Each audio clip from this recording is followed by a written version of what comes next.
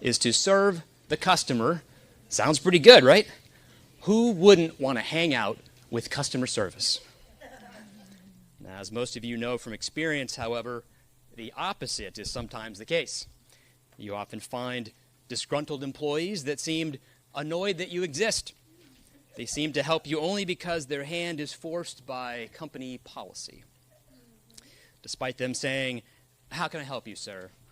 and then ending with, "You're welcome and my pleasure," you wonder if they really mean it. You suspect their real attitude, their genuine character, might be the opposite. They're not always that pleased to help you. Now, that's uncomfortable, right? We're wired by God to be in harmony with one another, to be in fellowship, to be in sync with fellow humans. So when we sense that there's a tension there, we avoid interactions in those scenarios as much as possible, unless we have to.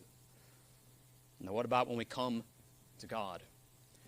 What is his true character, his real feelings towards us?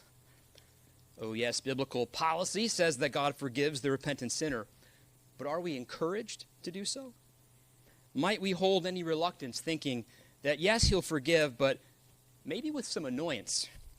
Maybe when God sees us walking up to the customer service counter, if you will, he cringes a little and thinks, maybe I promised to forgive a little too soon. I didn't know that this guy would be here today.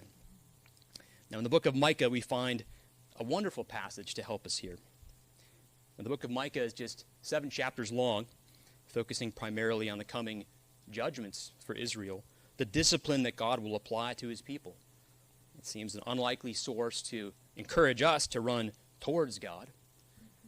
Yet it closes in chapter 7, verse 18, with this word